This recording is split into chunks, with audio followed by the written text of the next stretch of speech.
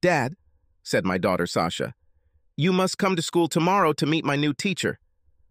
"What happened to your old teacher, Mrs. Greendale?" I asked. "Her husband suffered a heart attack, so she must stay home and care for him throughout the school year," she answered. I liked Mrs. Greendale. She was an old school teacher. None of these newfangled whines in parents. I never had to go to school unless Sasha did something particularly stupid. "Can your mom meet her at PTA meetings?" I asked. "I would prefer that you meet her. Mom has been acting so strange lately," Sasha said. "Okay, Angel. I'll try to look there, but I don't promise anything," I said. "Meetings with teachers are clearly your mother's responsibility." I'm Lucas McCain.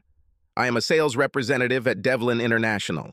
I'm 35, but I feel like I'm 50. I'm about 5'10", tall with brown hair and eyes. I'm in good shape thanks to my daily runs, and I love my wife and daughter more than anything else I could think of.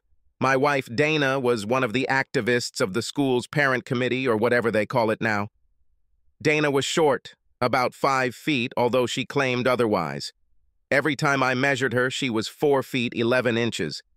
She was curvy, with a big ass and big breasts that I loved to hug. We were married for 14 years and spoiled our daughter for the last 10 of them. We only had 8 years left until Sasha left for college. Then Dana and I can walk around the house naked, like a mother gave birth, and spend time making love on all the pieces of furniture. Sasha was right about one thing. Dana had indeed been acting strange lately. The last time she acted like this, it was because she was pregnant with Sasha. She tried to sort through everything we needed to have and do to make the pregnancy easier before telling me. I'm probably to blame for this because I never showed interest in children. But from the first day, my little angel was born. Right after I personally cut her umbilical cord and spanked her butt. She became a daddy's girl. Dana came in a little later and immediately went to the shower.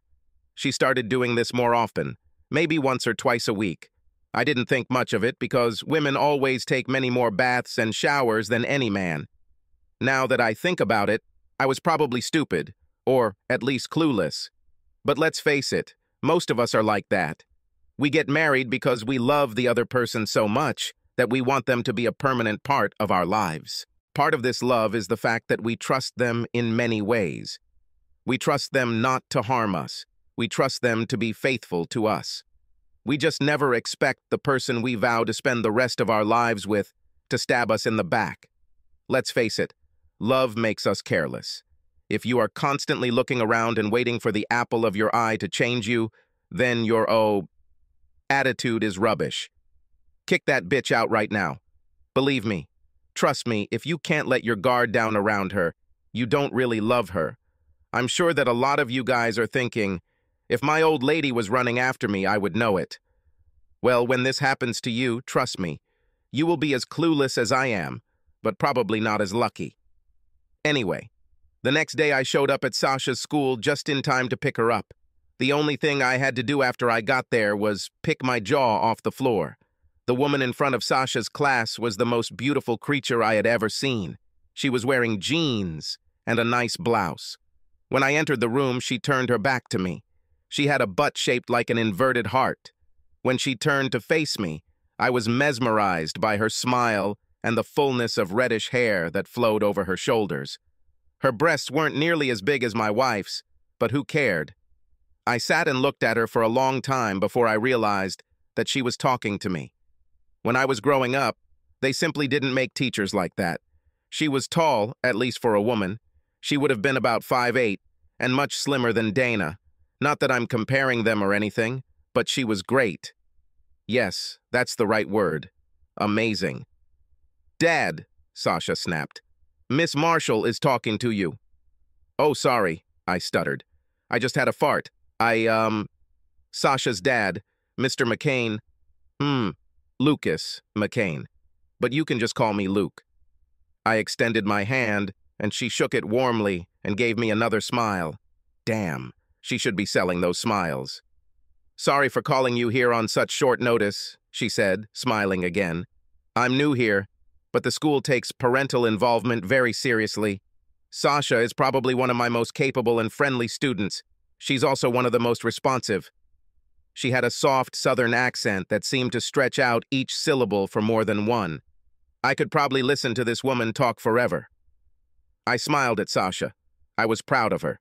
And she smiled back, holding out her hand. I high-fived her, slapping her hand firmly. She looked at me like I was mentally retarded. "Daddy, when someone puts out their hand, you have to put money in it," she whined. "In any case," Ms. Marshall continued, "neither you nor your wife participated in any of our projects or committees this year." Miss Marshall? "Please call me Gianna," she said. "Doesn't OTA count?" I asked. "Yes, of course," she smiled. "Are you a member of OTA?" "Well, no," I said. "But my wife is present. She attends each of these meetings on Wednesday evenings. She never missed one." Miss Marshall's face changed in front of me. "Maybe I'm wrong," she said. "But OTA meets on Tuesdays and only on the third Tuesday of every month." My face fell too. I needed to find out what was going on with Dana. "Why don't you choose one of our committees or clubs to get involved anyway?" she said. "And if your wife ends up in OTA, then everything is fine with you." She said this with all the warmth in her voice. It was clear that she understood what I was going through. I looked through the list of activities and ultimately decided on Trek.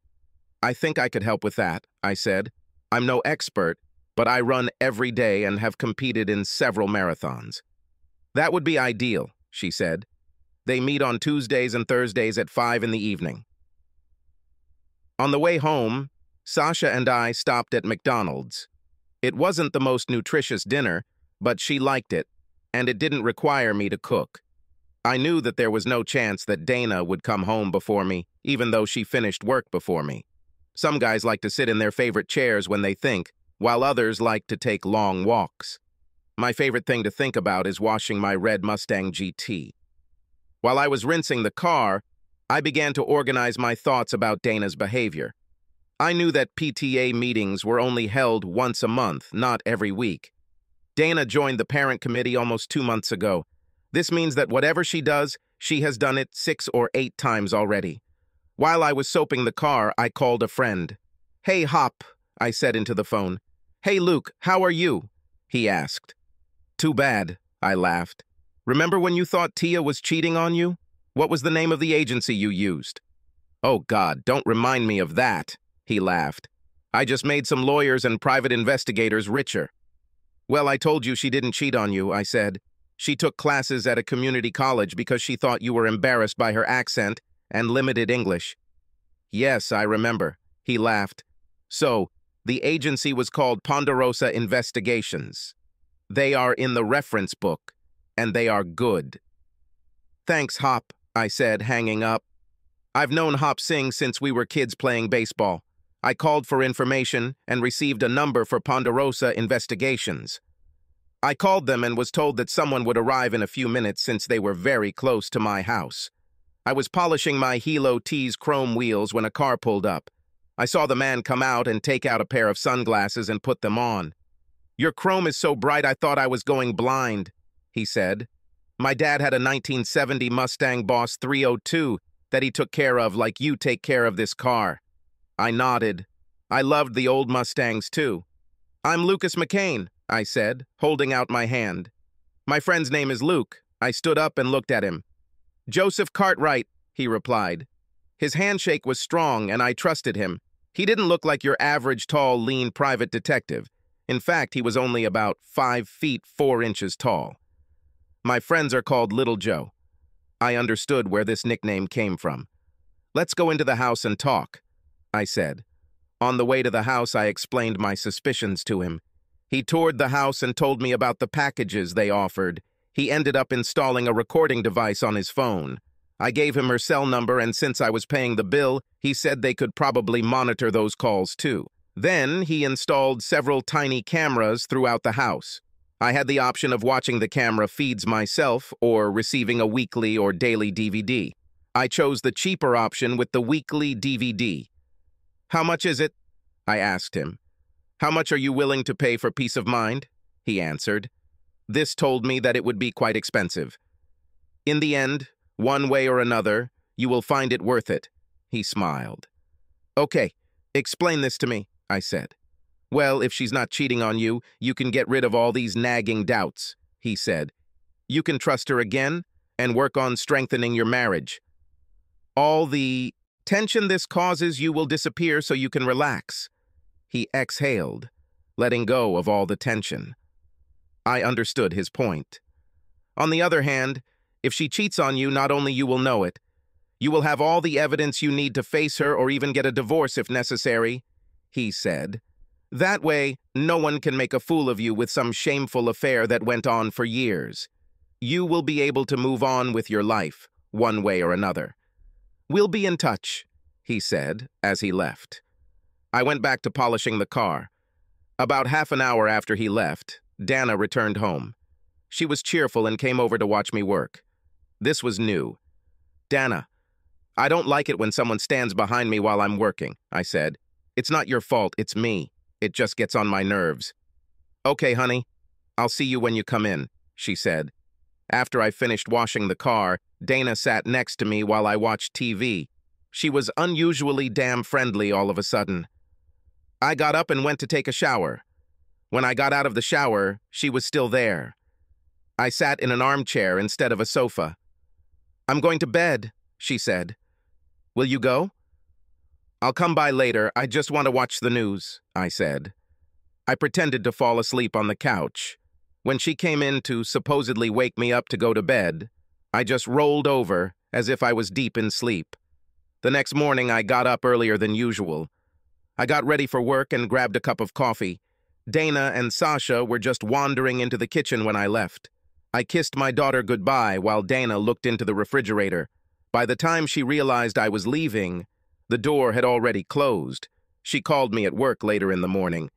"Hey, you left without saying goodbye to me this morning," she said. "What have I done?" "What do you mean, Dana?" I asked. "We've been married for 14 years and together for 16. If we don't quarrel, every morning you kiss me goodbye and tell me that you love me. Sometimes you even do this to break the silence when we are angry with each other. I know it seems stupid to you, but it somehow helps me start my day. When I leave home every morning, it's good to know that someone loves me. It makes me feel special." "Sorry, Dana. I'll try to remember that," I said. "What happened to you last night?" she asked. "What do you mean now, Dana?" I asked again. "Well, I wanted to," she said. "I just let it go. I was smart enough not to say the first thing that came to mind. If I had said, 'I'm sure whoever you're sleeping with will appreciate it,' that would only have let her know that I had a crush on her. Since I didn't have the evidence yet, I didn't see the point in stirring up a possible problem. I took Hop Singh's lesson to heart. "Oh, I wanted to remind you that I have—" she began. "I know you have a PTA meeting this evening, Dana," I said coldly. "We'll talk later. I'm at work." I hung up. Long live the lesson of Hop Singh, I thought. There is no point in standing by and watching this in action. Once I have proof, I want to act quickly. I called Hop again. "Hey, Hop, who was the lawyer your aunt used for her divorce?" I asked. "I don't remember," he said. "I can give you the number of the one I was going to use." "No, damn it," I said sharply. "He was too damn friendly. I remember he kept talking about all this sitting and discussing nonsense. He talked about rationality and sharing. All this talk about joint decisions and maturity pisses me off. I want that lawyer who ruined your uncle." "Okay, calm down, Luke. I'll call her right now and find out the number for you." "Are you sure something is going on?" he asked. "It's better to have it and not need it than to need it and not have it," I said. "Okay, I'll call you back right away," he said, hanging up. Over the next few minutes, I actually worked. I processed orders for a couple of clients and arranged for the items they needed to be shipped overseas. When the phone rang again, I answered the first ring. "Her name is Ann Wilson," Hop said. "She works at the Heart Agency. From what I've heard, she's the toughest divorce lawyer in the state. They call it Barracuda. Are you sure you want—" "Thanks, Hop," I said. Then I hung up. I called the help desk and got a number for the Heart Agency. I asked the person who answered to connect me with Ann Wilson. The phone started ringing again when my call was transferred. "Damn it, what do you need now?" The voice on the phone was so loud and so angry that I was scared. I was going to hang up immediately. So much rage and irritation emanated from this single question that I wondered how a person with such a character could work with the public. I'm looking for Ann Wilson," I said politely. "Sorry, it's me," said an almost melodious female voice. "Sorry for yelling at you like that. I thought you were my ex-husband. He's been calling me early in the morning a lot lately to piss me off. I found my lawyer. I was sure of this for 2 reasons. First of all, from the sound of her voice, I was sure that this woman was not taking hostages. And that was what I needed. Second, she was divorced, so I'm sure she can understand the rage and pain that a difficult breakup can cause. I want you to represent me in my divorce," I said. "Sorry, I don't think so," she said. "Lately, because of my reputation, I've been getting a lot of calls from men who want me to represent them so their wives won't hire me. In my opinion, if you cheated on her, you deserve everything that's coming to you. If you men at least once thought about something other than well, you understand, the world would be a better place. Can you step down from your pulpit long enough for me to explain the situation?" I asked sharply. "First of all, I have never cheated on my wife in all the time we have been together. She is the one who cheats on me. And she not only cheats on me, but also on our beautiful little daughter. I have been feeling like a single father for several months now, and I finally understand why. I don't have proof yet, but the detective agency is looking into this. I want to act quickly so that all this is resolved in the summer so that it has the least impact on my daughter." "I'm really sorry," she said. Her whole appearance has changed. We made an appointment for later that day to discuss the details and hung up. Throughout the rest of the workday, I really tried to concentrate on my work, but I was distracted. I was constantly trying to figure out what went wrong. I spent a few seconds clenching my hands and thinking about where I had failed her. Then I came to my senses and started trying to figure out how stupid she would have to be to ever cheat on me. A few minutes before 3 in the afternoon, my phone rang again. I answered it. A soft and sensual voice with a slight southern accent instantly took me back to the past. "I hope you don't mind me calling," she said. "I just wanted to remind you that our first event is tomorrow afternoon." I got lost in her voice again. "Okay," I said. "Remind me." Laughter came from her. Even her laugh was sweet and funny. "The kids will come around 5, she said. "We should be there a little earlier. Wear something comfortable to run in. Tomorrow we'll probably just do a slow, easy group run. Bye." All my thoughts about Dana disappeared. Somehow, when Gianna said, "Bye," it meant so much more than just goodbye. There was a hint of playfulness, and even a little, "I don't really want to stop talking about it." It also made me wonder if it meant, "See you soon," but I was sure that these were just my fantasies. I picked Sasha up from school and we went home. We played Little Big Planet together on our PlayStation 3 for a couple of hours. I cooked steaks for us and made a small salad. Then, after dinner, Sasha went to her room to do homework and talk about boys with one of her friends. I sat down at the computer to look for new items for my Mustang on some of my favorite auto parts sites. After I convinced myself that my car really needed a spoiler, I went back to the PS3 and started watching the Iron Man 2 Blu-ray. I turned up the volume so loud that I didn't hear when Dana came in. She hugged me and tried to kiss me. I quickly stood up as if she scared me, moving away from her. "That's what you're supposed to do," she laughed. "You know you shouldn't make the volume so loud. How should Sasha sleep?" "Sorry," I said, turning back to the TV. "Wait a minute," she said. "What does it smell like? Did you fry something?" "Just steaks for me and Sasha," I answered. "We didn't think you'd be hungry when you came. You usually go straight to take a shower and relax after your, meetings." She could hardly look me in the eyes, simply nodded, and went into the bedroom. I couldn't tell if I had given anything away or if she was just feeling guilty, and I didn't care which of these options was true. I just wanted it all to end. I thought about all the things, financial and otherwise, that Ann Wilson wanted me to provide by our next meeting in order to quickly resolve the divorce. I needed income and tax returns for both of us and a list of assets with their values. She also asked me to make a list of all our responsibilities towards Sasha and who is responsible for what. Since our state recognizes community property, it was understood that any division of property would likely be 50-50. I like the idea that we just move away from each other. She keeps hers, I keep mine. Since I was earning more, I was hoping the court would rule that alimony would be balanced with child support. I would take my daughter with me, and Dana would have free access to her. She won't pay child support, and I won't pay child support for her.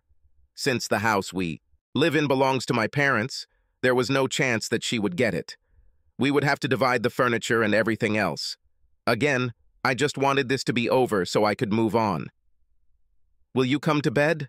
she asked after a while. "Maybe later," I said.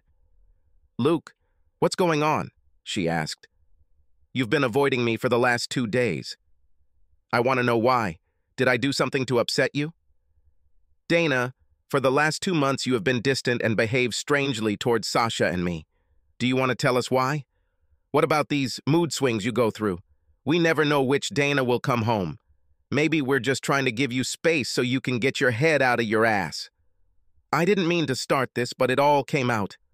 I stood up and grabbed my car keys before I said anything I would regret. "Where are you going?" she asked. She looked like she was on the verge of tears. "I'm going to go for a drive to calm down before this gets out of control," I said. "Do you want me to come with you? Maybe we could talk." "No, there's no point in waking up Sasha because we don't get along," I said.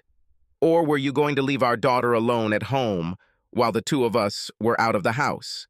"Maybe you just forgot about it because I'm usually the one doing it," Dana cried. She reached out to me, and I stepped away from her. "Luke, I love you, and I love Sasha too. You know it. You have a strange way of showing it," I muttered when I closed the door. Driving my Mustang at night has its own magic. The faces of the people on the street as I drove by were fun to watch. They heard the car's engine a little before they saw the car itself. They continued to stare at me long after I had passed. While I was driving, I wondered what was going on in Dana's head. She had a husband and daughter who idolized her. Why did she risk this to sleep with another man? Our sex life was quite active until 2 days ago. Besides, I was not a giant, but above average in CZ. I just couldn't understand. Maybe she's tired of what we're doing. Maybe I was just thinking like a man. Maybe when someone cheats, it's not always about sex. I may or may not have done something in a completely different area. But it had to be more than just sex or me, because she felt differently about Sasha too. I drove around the city and used gas for about an hour before heading home. When I arrived, all the lights were off, so I assumed Dana was asleep. I quickly took a shower and climbed into bed. My goal was to stay as far away from her as possible, at least until I found out if she really cheated on me. During my overnight drive, I came up with at least 5 or 6 reasons for her strange behavior. Perhaps Dana had a secret gambling addiction. One of my mom's friends went through this. She had been sneaking out of the house and going to the casino at least once or twice a week for a couple of years before her husband found out. He would never have known if she hadn't gotten into trouble and started making mortgage payments. Once she missed her 3rd payment and the mortgage company called him at work, all hell broke loose. But in the end, they helped her, and they stayed together. Another possibility was that Dana was hooked on some kind of illegal substance. It seemed to show how damaged I was that I would rather have her gamble or do drugs than sleep with someone else. Almost immediately after my head hit the pillow, she snuck up on me. "I'm sorry," she said. "I've been stressed at work lately. I guess I didn't realize it until you told me. Is there anything I can do to get you to forgive me?" "Treat Sasha better," I answered sharply. "Well, I was thinking about something more personal right now," she said, running her hands up and down my stomach.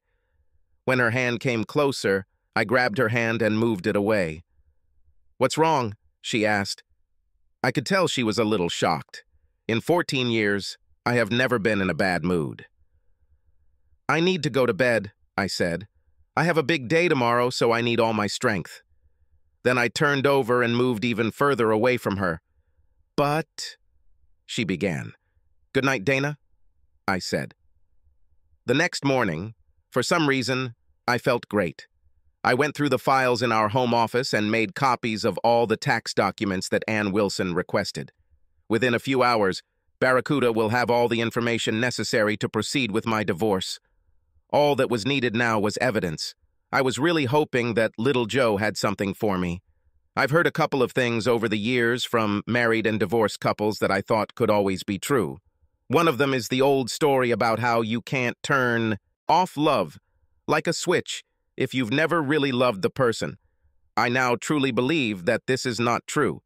I think it depends on the situation and the people involved. In my case, until 3 days ago, I loved Dana with all my heart and soul. She is the mother of my daughter, and I really thought and hoped that we would grow old together. But realizing that she betrayed me simply changed my feelings towards her. If she cheated on me, we could grow old together, but it wouldn't be together. The second fable is that the husband never knows when his wife is cheating. Men are always portrayed as ignorant. If the poor guy didn't come home early and find someone else's car in the yard, he would never have known. Even then, sometimes the wife came up with a cunning lie and convinced the guy that nothing was happening. In fact, the only way the husband will find out is if he catches them in the act. None of these scenarios described me at all. I needed to get Dana out of my life, but that wouldn't be completely possible for a while. She is Sasha's mother. We will have custody issues for at least the next 8 years. Then we'll both probably have to attend graduations and her wedding. Then there will be births of children. Hopefully in a few years I will find someone else and forget about her cheating. Maybe my skin will stop crawling when I see her. At lunch, I sent copies of the documents to Ann's office. This way she could start working on the papers. My day dragged on after that. I kept remembering how much I loved Dana when we first got together. I needed to collect my thoughts. My mood swings were just as bad as hers. I constantly wavered between hating her and wishing she wouldn't do this so we could stay together. I thought about marriage and counseling. I thought about trying to forgive her and get over it. This thought lasted about a picosecond. It was simply impossible to forgive her if this was true. I also considered the fact that I was at fault, too. That is, I, from time to time, fantasized about other women. I even had a little mental crush on Dana's new teacher all week. But there's a difference between thinking about someone in favorable terms and actually having sex outside of marriage. Most guys will always look at hot women and think about it. But when you actually do something about it, a line has been crossed. Dana called me at work and I didn't pick up. She tried to call me on my cell phone, but I didn't answer either. She left me a message telling me how much she loves me and that we need to talk. I deleted it after listening. He picked Sasha up from school at the usual time. She was excited about something, but I didn't remember what was supposed to happen that day. Dad, should we eat first or go straight to the park? Asked Sasha. Who said we're going to the park today? I asked. Oh no, she said.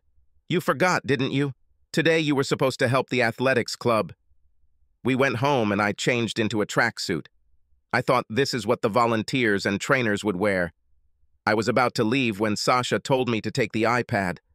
I pulled it out and handed it to her. Thank you, Dad, she said. That way I'll have something to do while I watch you watch people running. When we got to the park, I looked around to see where all the kids were. The park was shaped like a bowl. Parking was at the top, and you had to walk downhill to get to the trails and other activities the park had to offer.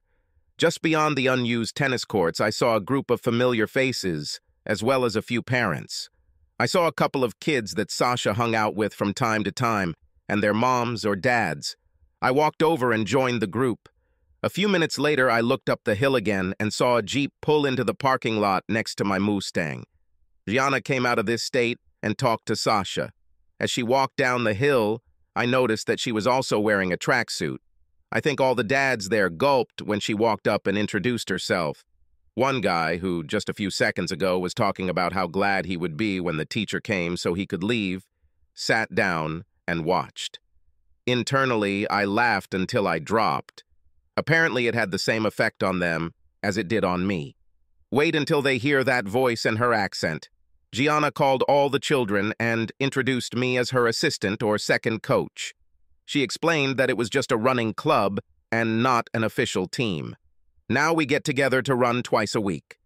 But she told them she expected them to run on their own, too. If we had done well, there would have been tryouts for the cross-country team in the fall, and we would have met other elementary schools. She told the parents they could either stay or return in an hour to pick up their children. Most of them left before she was ready to run. When she took off her sweatpants and stood in shorts, all the men decided to stay. We gathered all the kids together, and after a short warm-up, we went on a slow group run along the trails. I took a position, following the group in case anyone got hurt or couldn't keep up with the very slow pace we were running at. After a while, it became clear that all the children were capable of running faster than we ran that day. Even the, stocky kids were ahead of me. Gianna slowly came back to me on the second lap of the track. "Hi," she said, smiling. "Are you okay?" I nodded my head. "This is bad?" she asked.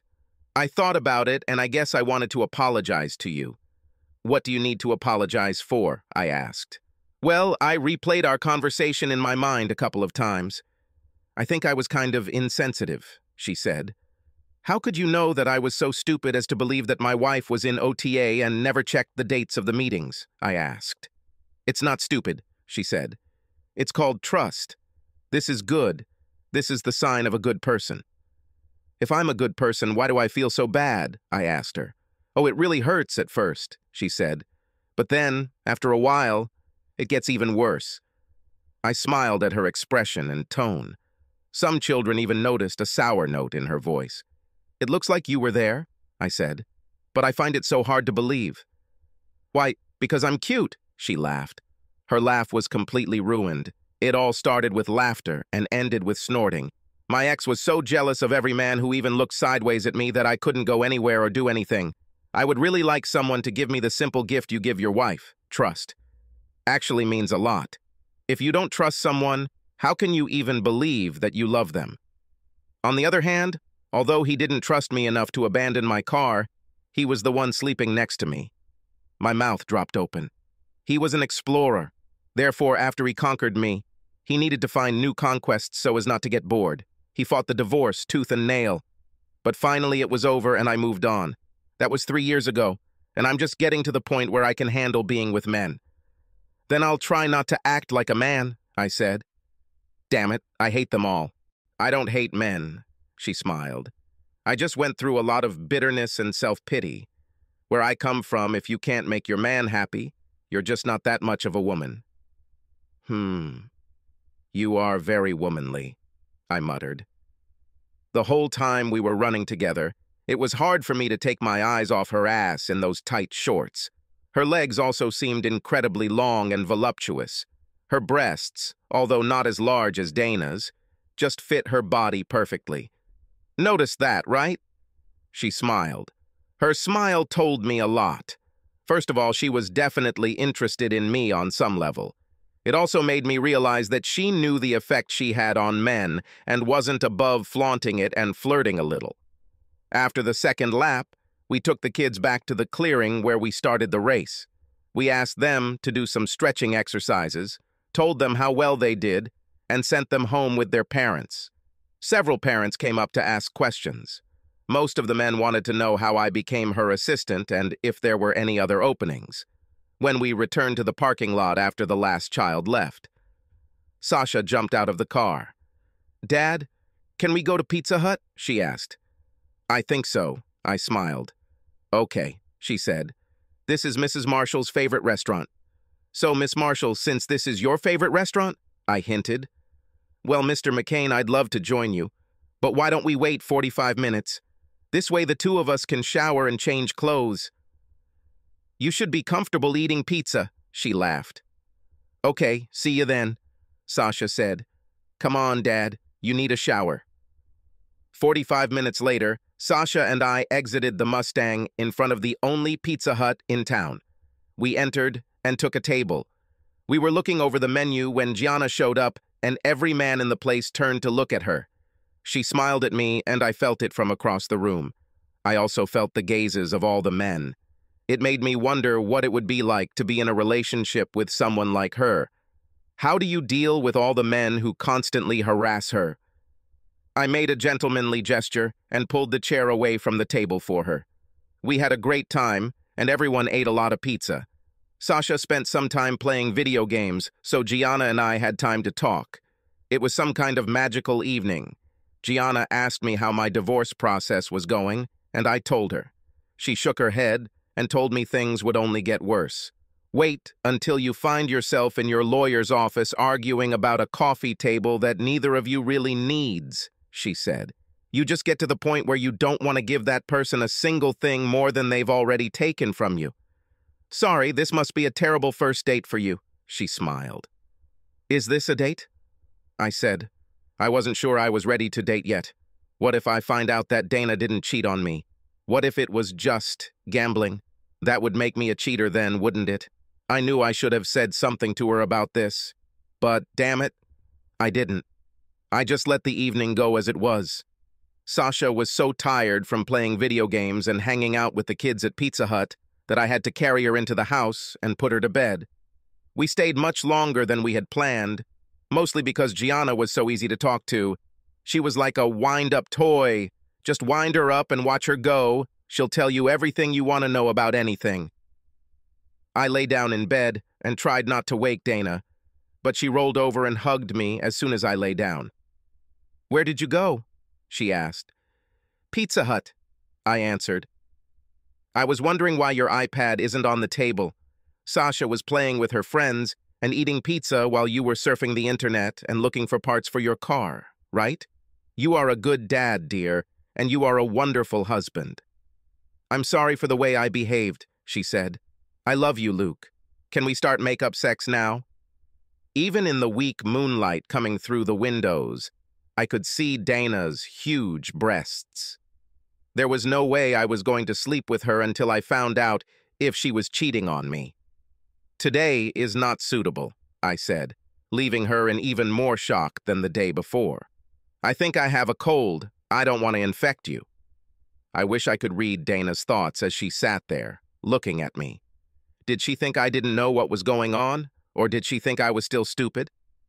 The next morning, I quickly left again, after waking up Sasha and asking her not to tell her mother about the night before.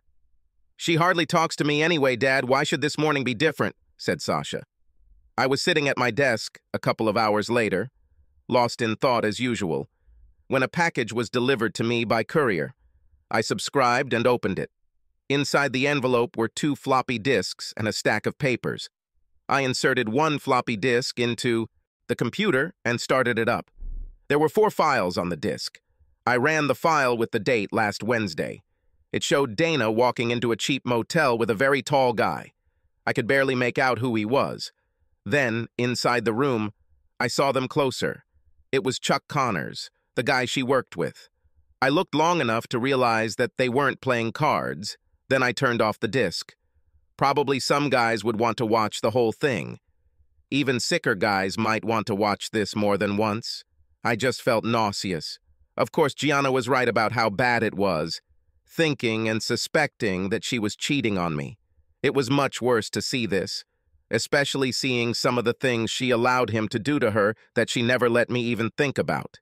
I made a copy of the DVD to send to Anne.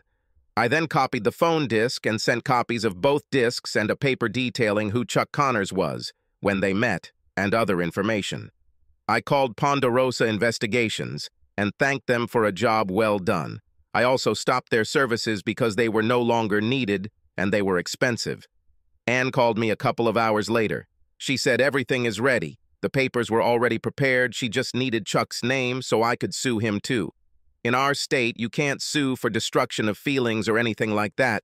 I sued him for mental anguish because of the stress he caused me and my daughter due to his affair with Dana. Anne told me that there was a very real possibility that we wouldn't get a penny from Chuck. The reason we tried him was so that his wife and family would find out about his actions and generally ruin his life. When we sued the company they worked for, they both probably would have been fired. And with the lawsuit against him in the public domain, anyone who would consider hiring him in the future, and did a background check might stumble across it. That was cute. Anne was obviously worth every penny she charged me. She also explained to me that, unlike television, we weren't going to release all our evidence at once. It would be stupid. First, we file for divorce, after signing the agreement on the division of property and its approval by the judge. Then we sue Chuck and Company. That way, when the judge approves everything, Dana will have income, so the settlement will be relatively fair. Then, after the judge's approval, we take a stab at Chuck and Company. Since Dana would have lost her job after the agreement was approved, it would not have been our fault that she found herself destitute and homeless. Anne also told me that I should listen to the audio conversations on disc 2 if I hadn't already, because Dana was thinking about ending her relationship with Chuck. Anne wanted to know if it mattered to me, and I told her, no. I told her I needed a day or two to decide how and when I wanted to serve the papers. She thought we should do it at Dana's work. The humiliation and shame it would cause by doing it there would be great. It would also serve as notice to the company's senior management that trouble is afoot.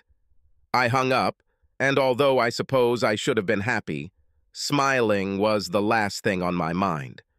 I don't know how I survived the weekend. On Saturday, I took Sasha and a couple of her friends to the zoo. On Sunday, I washed and polished my car again. On Monday, I couldn't bear to sit another day at work, so I took a sick day and took my Mustang to an auto repair shop to have the chin installed. The instructions said it was easy and anyone could do it. But I didn't want to risk my state of mind and ruin the car. While I was waiting for the technicians to install it, I called Anne and told her that she could give Dana the paperwork at work on Wednesday. As soon as I hung up the phone, it rang again. The call ID was Dana's number. "Why are you not at work?" she asked. "I'm still not feeling very well, so I decided to do some work on my car," I said.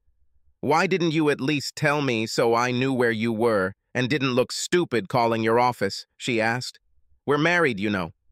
"Sometimes it's hard to tell," I said slowly. "Luke, you know I love you," she said, "and I know I caused it, but I don't know how to fix it without making the situation worse. Can't we just promise each other to never let work stress interfere with our family life again?" "Okay, Dana, no more stress from working at home," I said. "Me too," she said. "Never again, I promise." "What nonsense," I said when I hung up. I couldn't believe she thought I would believe this job bullshit. She really thinks I'm that stupid. The phone rang again. I was going to give Dana some heat since I was so annoyed with her, but it wasn't her. "Why are you not at work?" Gianna said. Just hearing her voice made me feel better. "I'm depressed," I said. I explained everything to her and told her where I was. "Okay, that's not why I called," she said suddenly. "Sorry. I didn't mean to drag you down by talking about my ruined life," I said. "You're not dragging me down," she said, "and I'm ready to listen to whatever you want to discuss. I'm just afraid that if we constantly talk to each other about our problems, we will become friends."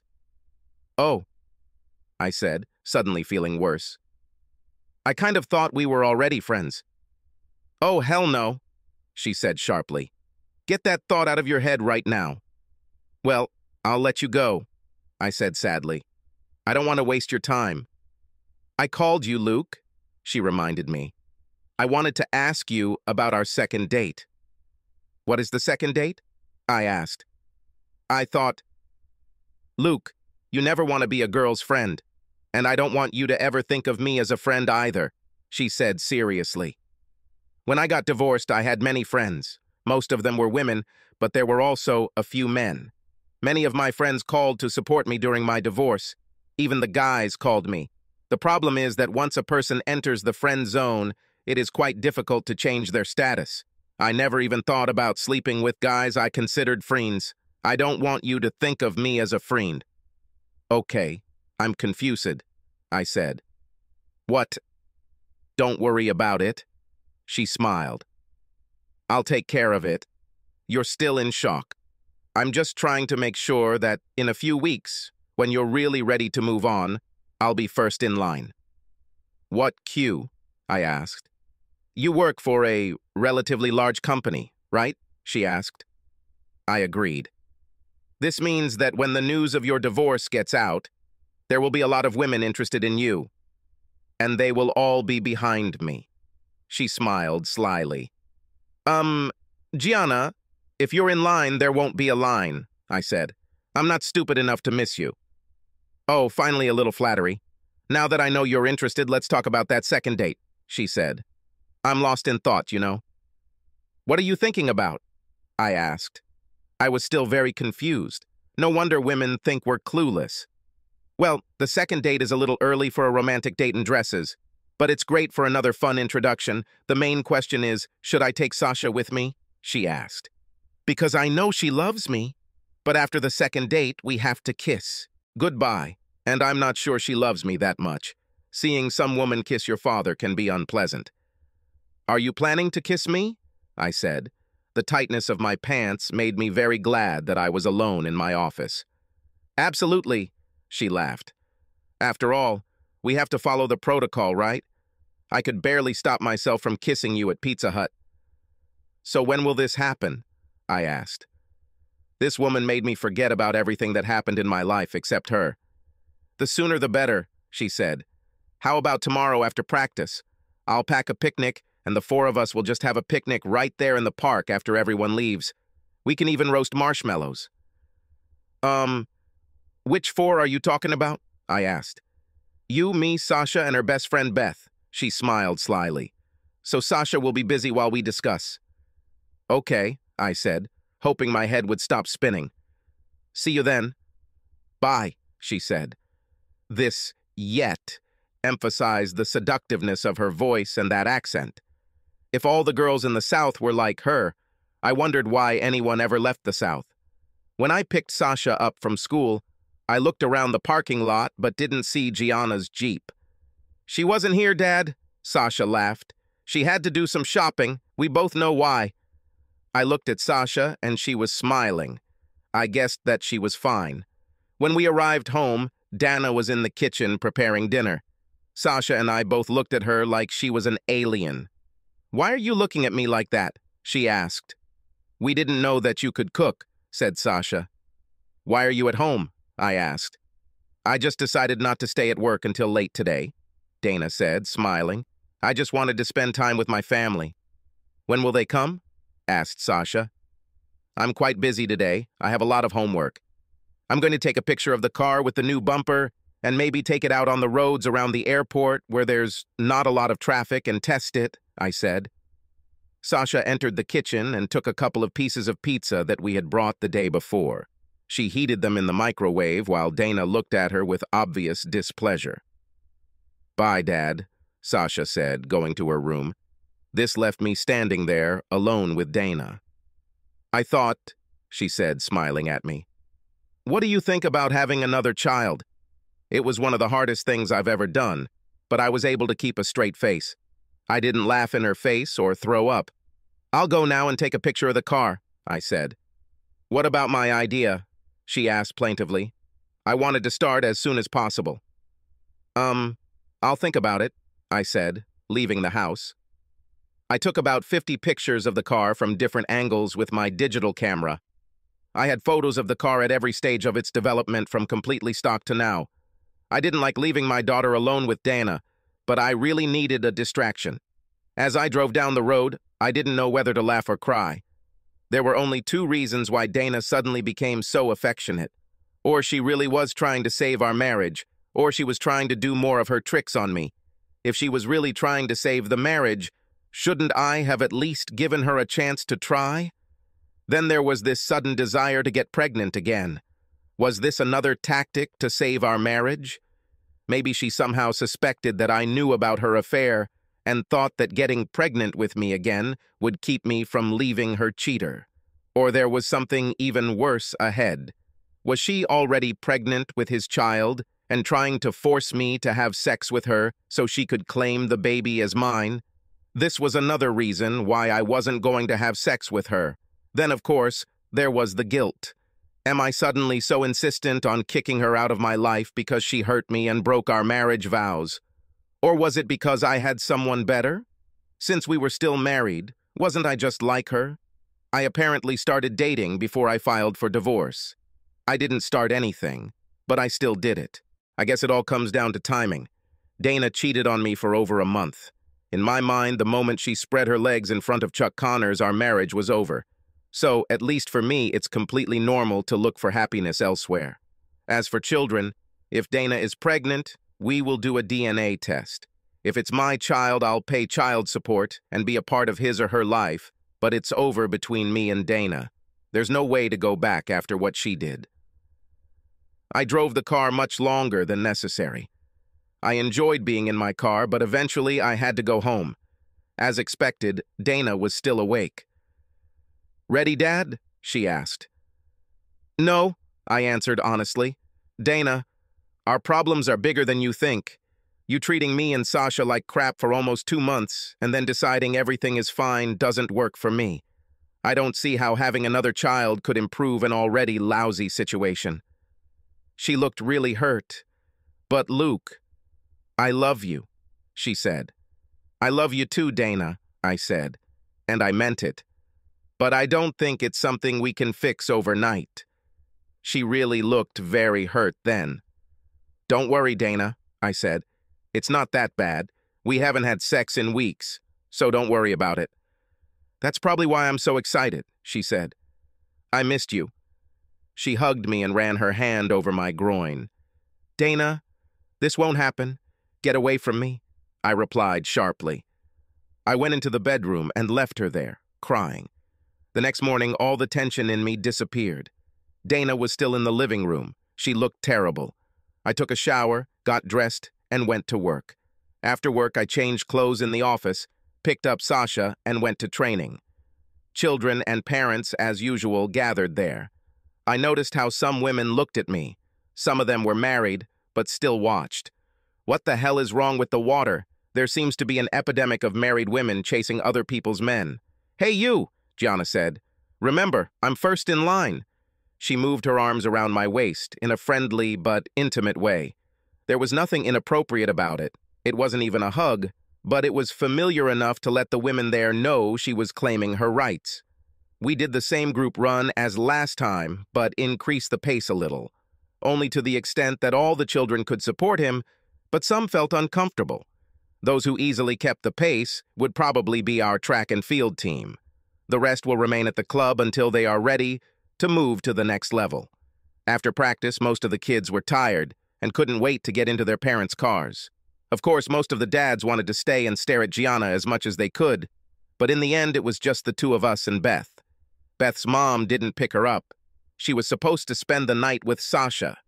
We walked to our cars and drove to the picnic area. Sasha and Beth sat on the bench playing games and watching videos on my iPad while Gianna and I put out the food. Then the magic began. We laid out a blanket and sat on it. For a long time, we just looked at each other.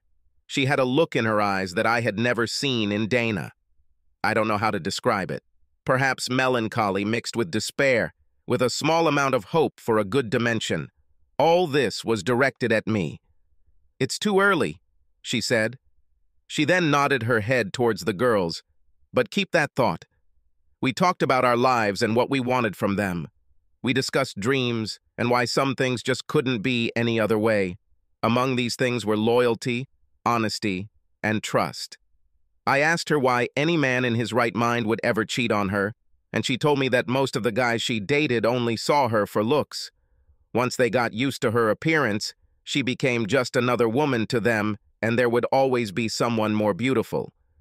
So what she was really looking for was someone who loved her for her soul, not someone who liked her looks. She really loved her job, but what she really wanted was simple. She just wanted to be someone's wife and mother. We also talked about what I want. My needs were remarkably similar.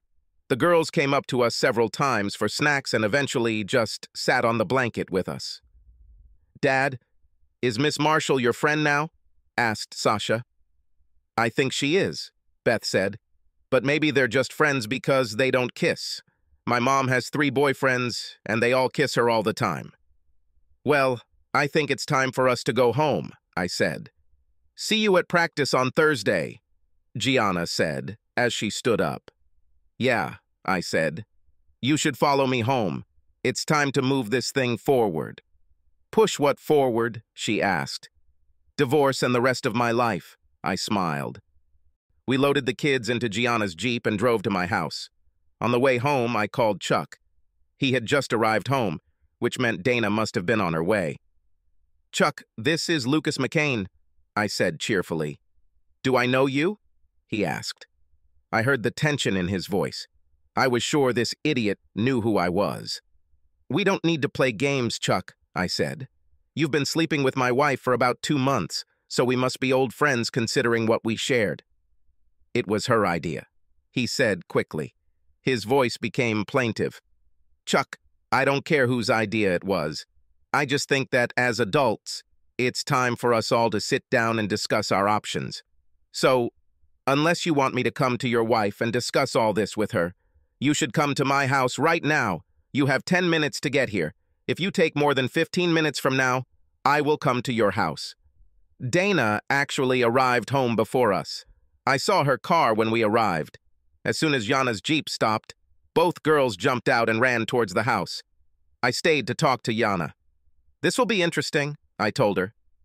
"Luke, don't do anything stupid," she said. She climbed onto the hood of my car and pulled me towards her between her legs. "Trust me," I said. "I'm not going to do anything stupid. I have nothing against Chuck. He didn't betray me, Dana did. And all I want from her is my divorce so I can move on. This should go very easily." "Well, you forgot something," she said. Then she leaned over and kissed me. For one very long moment, the world stopped turning. Time stood still, and everything around us simply ceased to matter. The only thing that broke the spell was the sound of Dana screaming as she ran towards us from the house. "What the hell are you doing?" Dana screamed. "Moving on," I said cheerfully. "Moving on with what?" Dana hissed. I raised my hand to call her to silence. "Oh, okay. Chuck is here," I said as he pulled into our yard. Chuck got out of his car and nearly tripped when he saw Gianna. He couldn't take his eyes off her. I hugged her again, and she got into her car and drove out of the yard. "Oh my God, this woman is beautiful," Chuck said. Dana just sat there, getting whiter. "What are you doing here, Chuck?" she asked sharply. "Did I leave something in the office?" "I invited Chuck," I said. "Let's go inside so we can talk in peace." We walked in and walked into my living room. "Who is this woman?" Chuck asked as soon as he sat down. My plan to remain calm and rational suddenly fell apart. Chuck was 3 inches taller than me and 20 pounds heavier, but it didn't matter. I hit him with all my might. His nose exploded and he fell backwards so hard that he knocked over the chair with him. He touched his nose, saw blood, and stared at me. He tried to get up and I kicked him in the chest, knocking him down again. "Why did you hit me?" he shouted. "Because I invited you here so we could talk," I hissed. "You're a real piece of shit, Chuck. You're already married, but you go around trying to have other guys' wives. You've already ruined my marriage to Dana. But before we can even discuss it, you're sniffing around like you're interested in Gianna." I looked straight at him and he stepped back. "You wanted Dana, now you have her. But Gianna is out of reach. If you even look at her, I swear I will kill you. She has much more intelligence than Dana, but the thought of you looking at her makes me angry," I said. "Chuck, I have nothing against you. You didn't betray me, my wife did. If there's anyone I should be mad at, it's her. But I'm not mad at anyone. In fact, I'm happy. Dana, now yours. Take her and live happily." "Are you kidding?" he said. "I don't want Dana. I already have a wife. More beautiful, by the way. It was just sex, and it wasn't even good. I just like those big old breasts. The rest is worthless. Believe me, if it weren't so easy, I wouldn't even bother." "You're an asshole," Dana shouted. "I don't want you either. That's why I broke up with you the other day. I started to think that Luke suspected something and you weren't worth my marriage." "Then why did you call me today, you old bitch?" Chuck replied sharply. "Because Luke hasn't slept with me in over a week," she said. "Look, you can figure this out when you get back to Chuck's house or wherever you go," I said. "What are you talking about, Luke?" Dana asked. There was sudden fear in her voice. "I already told you. You both acted like you'd been together for over a month. Whatever this may or may not be doesn't have to end.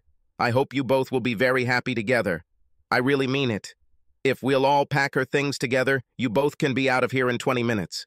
Or you can just pack some of her essentials and come back for the rest tomorrow while I'm at work, I said.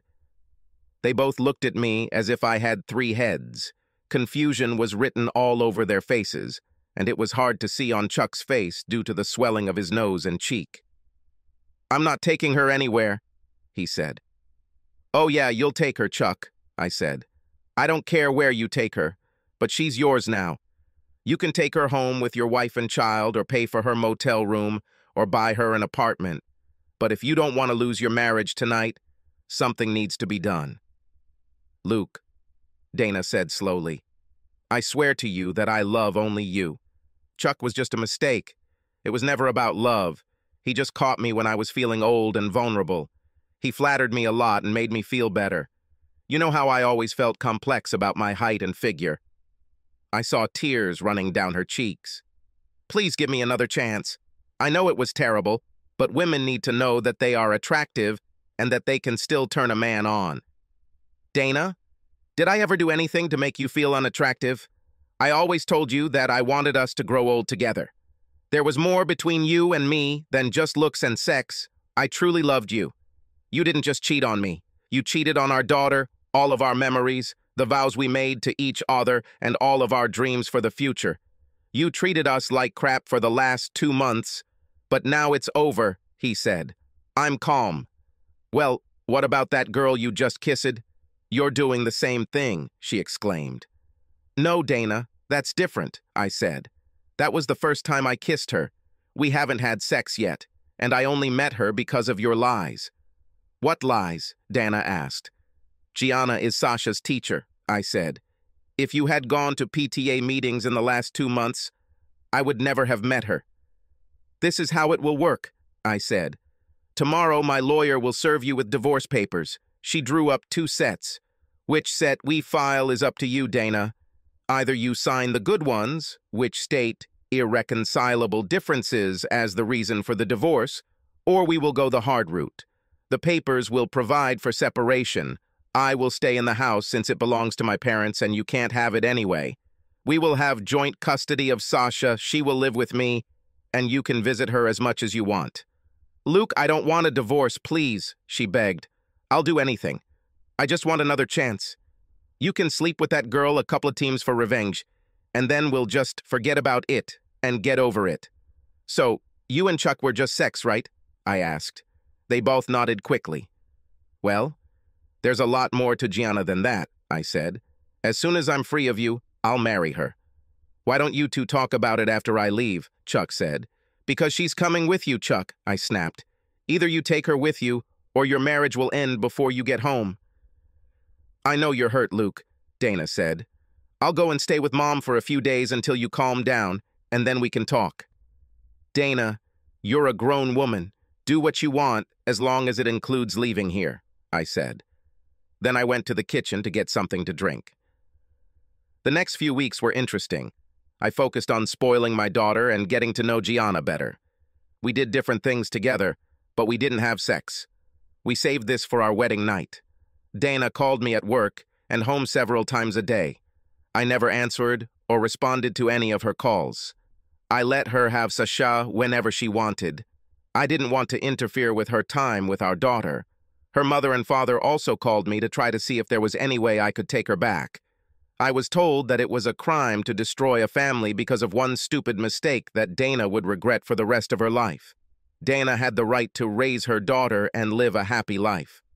I told them that I also have the right to a happy life, and that I cannot be happy with a woman who cheated on me, especially with the one who had been doing this for more than a month and could be pregnant with someone else's child.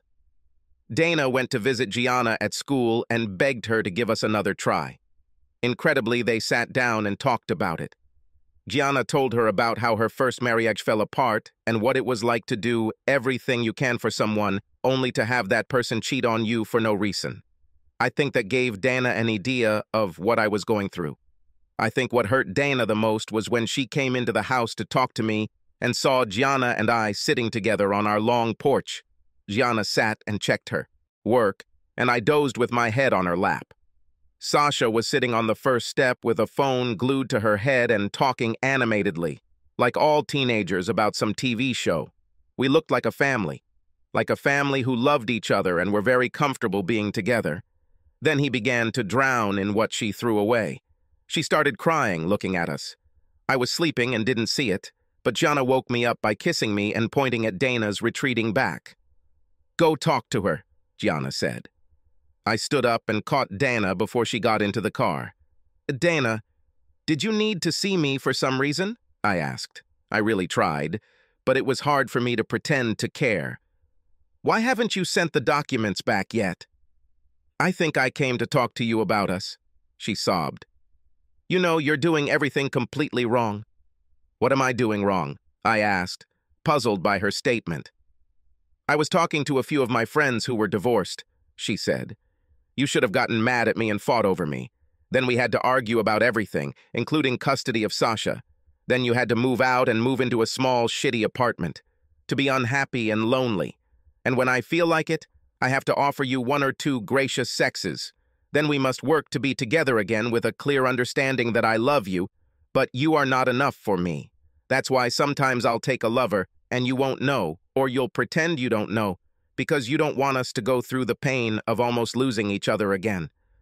Maybe you can take one too, but it has to be just sex." She was crying now. "Chuck was just sex, Luke. He wasn't as good as you. I guess I just wanted someone to make me feel nasty and just fuck with me like when I was younger. I'm tired. Feeling of old age. I had it all for a while. I had it for rough shit. And I had you for tender and loving sex. Then, within the last few weeks, you stopped sleeping with me and I noticed and got angry," she said. "I knew it was wrong, so I stopped it, but you had already stopped having sex with me and I became desperate. So I called the idiot again. When I saw you come home with Gianna for the first time, I was furious. Then, when I calmed down, I realized that maybe this could be good for me. I thought that if you had sex with her when it was all over, we'd be even and I could get you back," she said. "I went to her school last week and talked to her about it, and she told me a lot of things, not only about you guys, but also about me. Then I realized that I'm really in danger. It's not, she really loves you. Probably as much as I do. She will never give up on you. So I decided that my only hope was to turn to you. We have been together for 16 years and married for 14 of them. We have a child together, and until the last 2 months we were happy. It means something. I will not give up without a fight. Then I came to talk to you today about it and see if we can work something out. I wanted you to give up the divorce. In exchange for this, I would give you 2 months with her, and then we will put our marriage and our family back together. But now I understand that you will never agree to this. You love her too, and you are happy. Even my daughter follows her. You guys are like the family we never were." Tears flowed freely down her cheeks. "I really screwed up. This is not at all how it should be. Chuck never loved me. He just used me like a stupid, cheap bitch. I found out that he is now sleeping with one of the secretaries. Everyone else at work is divided into 2 categories. Good people, friendly, but serious about their work, will have nothing in common with me. And all these sloppy people, guys, married or single, think they have the right to just corner me and try to touch me because I'm such a bitch. Living in an apartment with my parents and sleeping on their fucking couch. I'm the laughingstock of all our old friends. Remember Sheila, her husband Bert, told her that she should have an affair like I did so he could level up like you did. Half the wives in the city are afraid to even talk about having someone else on the side because their husbands might become the next themselves. Every time I call Sasha, she asks what I want. When I tell her I just want to spend time with her, she asks why. I lost my husband, my best friend, my lover, my daughter, my home, my marriage, my future, and the man I wanted to grow old with for a stupid fling. Chuck came out of that situation free and clear. He didn't lose a damn thing. It seems that you and Sasha are feeling better, and people in the city have something to talk about and laugh at. I'm the only one who got hurt, she cried. Don't we have a way to fix this? She asked. I'm sorry, Dana, I said. You made many comments.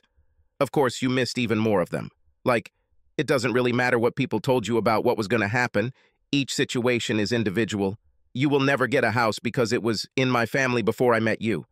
I never intended to be mad at Chuck or fight for you because supposedly when we got married, that made you mine. The only person who had to fight for you was Chuck. He needed to fight to take you away from me. But once you cheated on me, I didn't want you anymore, so there was nothing to fight for. I broke Chuck's face because he was looking at Gianna. She's the one I really want. But don't worry about Chuck. He'll get what he gets and more. He deserves and more. In terms of how people treat you, you get what you deserve.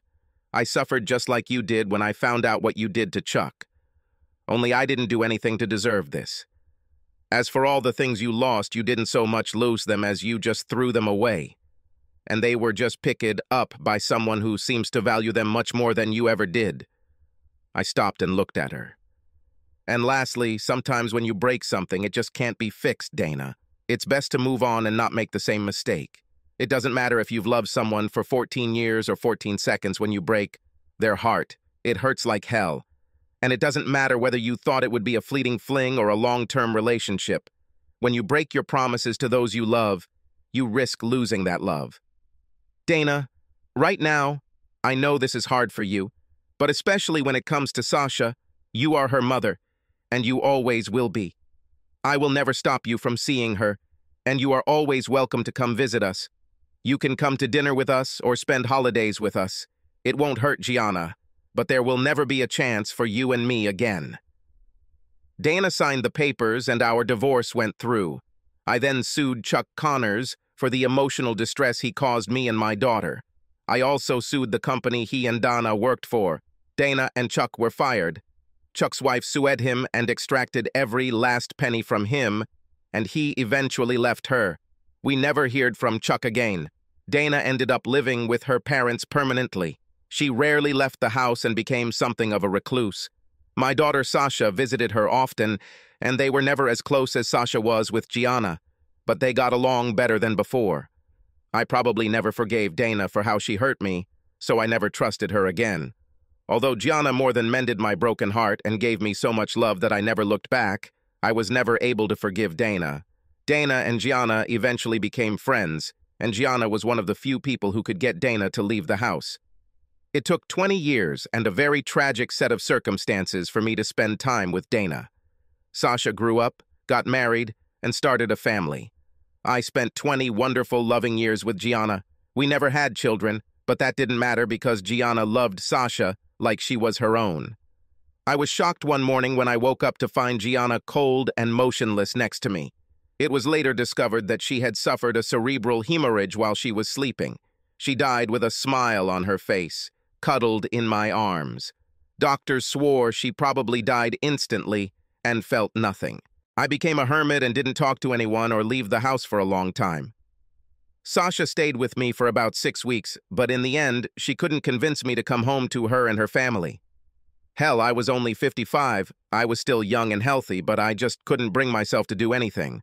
Without Gianna's smile, life seemed meaningless. I drank too much and ate too little the first 2 days after my daughter returned home to her family. I promised her that I would call her every day, take care of myself, and come see her if I got too sad. I have not fulfilled any of these promises. On the 3rd day after my daughter left, everything changed. I woke up to the smell of frying bacon. Since I had not eaten for several days, the smell was incredibly appetizing. I wanted bacon like never before. I stood up and staggered to the kitchen. "What the hell are you doing here?" I growled. "Our daughter made me promise to take care of you before she left. In fact, she was the second of your women to ask me to do so. Gianna always told me that if anything happened to her, she would expect me to come back into your life. So here I am." "What if I don't want you back in my life?" I asked. "You can go. Just leave the bacon." "No," she said simply. "How is it not?" I asked. "Luke, I know you still hate me," she said. "I really messed up. I betrayed you with a man who cheated on his own wife with me.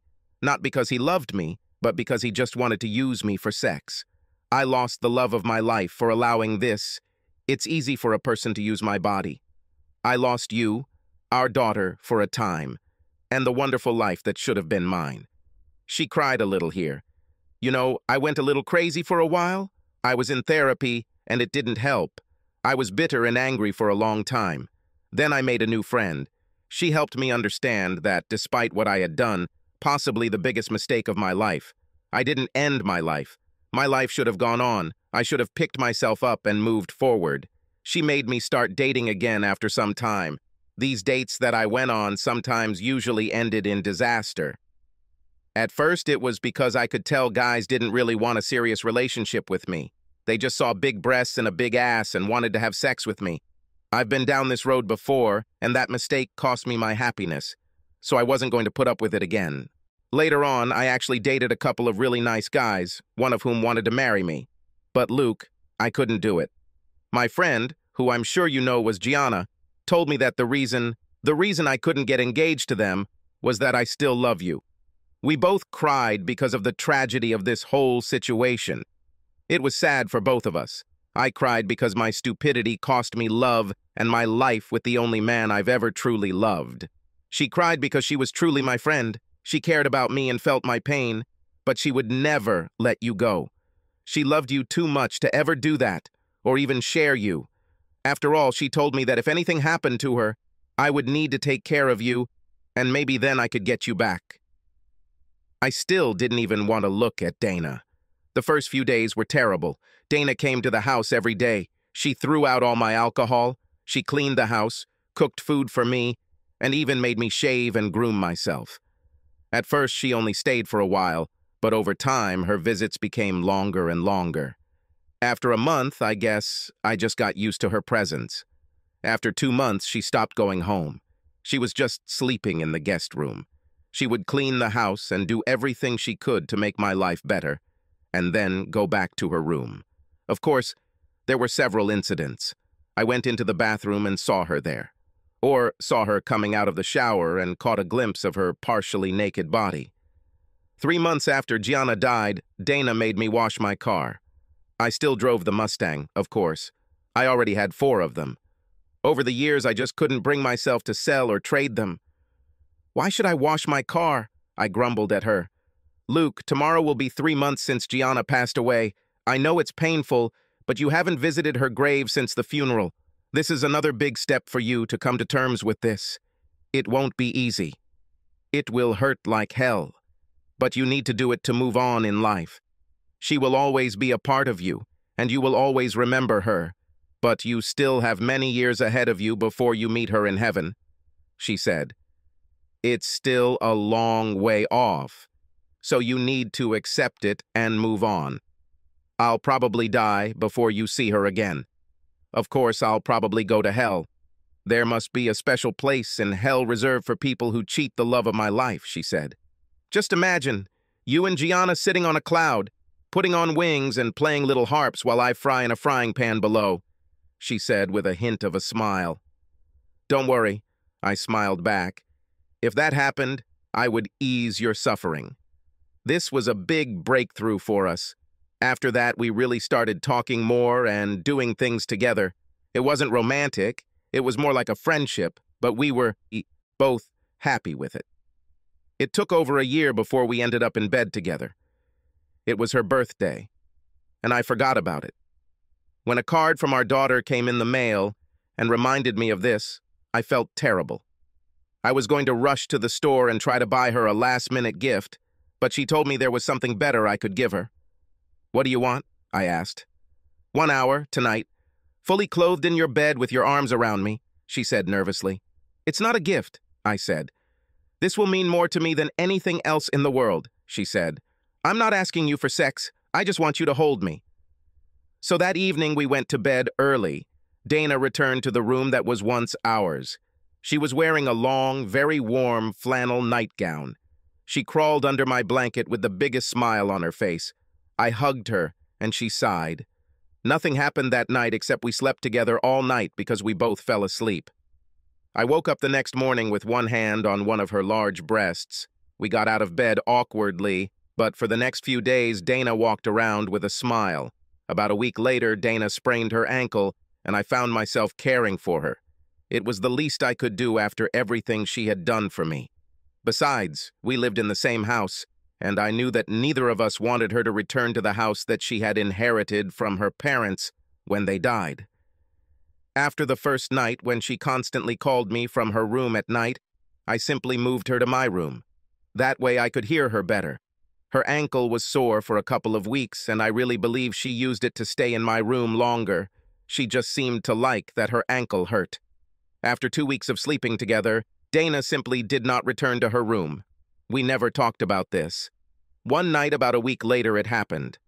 I woke up as usual with Dana pressed against me. I couldn't hold back, and we had sex.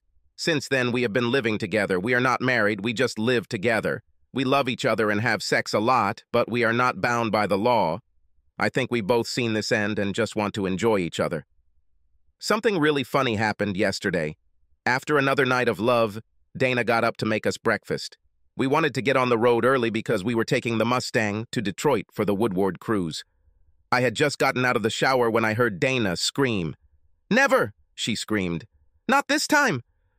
Then I heard the sound of paper being violently torn, followed by silence.